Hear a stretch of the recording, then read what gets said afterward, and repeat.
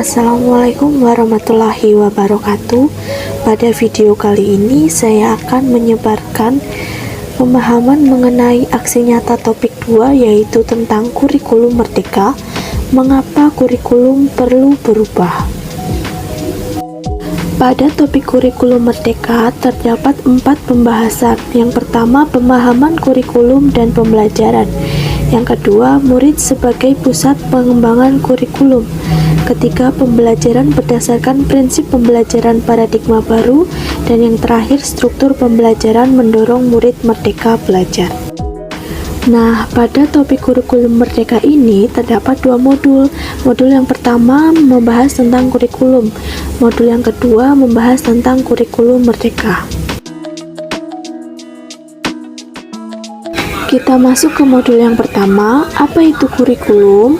Kurikulum dapat dimaknai sebagai titik awal sampai titik akhir pengalaman belajar murid. Kurikulum diibaratkan sebagai jantungnya pendidikan. Menurut Undang-Undang Sistem Pendidikan Nasional Nomor 20 Tahun 2003, Pasal 1/19 berbunyi, kurikulum adalah seperangkat rencana dan pengaturan mengenai tujuan, isi, dan bahan pelajaran, serta cara yang digunakan sebagai pedoman penyelenggaraan kegiatan pembelajaran untuk mencapai tujuan pendidikan tertentu. Jadi, kurikulum merupakan pedoman penyelenggaraan kegiatan pembelajaran untuk mencapai tujuan pendidikan. Ada 4 komponen dalam kurikulum menurut Ralph Taylor, yaitu yang pertama tujuan, kedua konten, ketiga metode atau cara, dan keempat evaluasi. Namun, secara umum, komponen kurikulum terbagi menjadi 3. Pertama, tujuan pembelajaran atau konten, kedua panduan pedagogi, dan yang ketiga panduan asesmen. Peran dan fungsi kurikulum. Fungsi kurikulum bagi guru adalah untuk memandu dalam proses belajar murid yang dapat dioptimalisasikan dalam kerangka mewariskan nilai budaya dan masyarakat yang relevan dengan masa kini, mengembangkan sesuatu yang dibutuhkan saat ini dan masa depan, serta menilai dan memilih sesuatu yang relevan atau kontekstual sebagai kontrol sosial. Lalu, mengapa kurikulum perlu berubah? Yang pertama, agar relevan dengan perkembangan zaman. Kedua, agar dapat memenuhi kebutuhan belajar siswa. Dan yang ketiga, agar dapat menyiapkan generasi masa depan yang cakap dan cemerlang.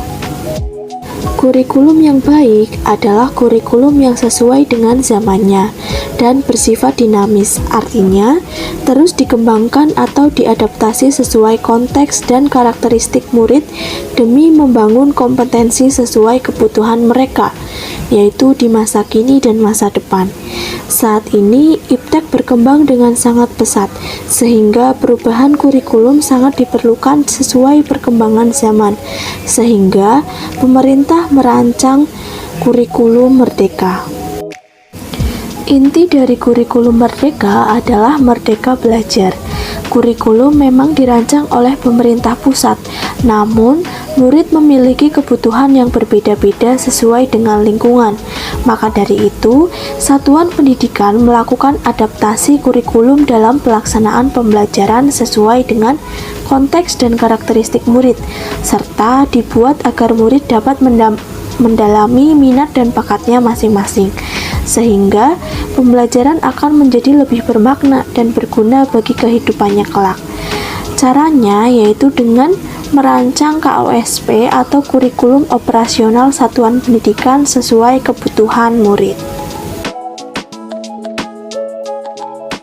Kurikulum merdeka membahas mengenai prinsip umum pembelajaran.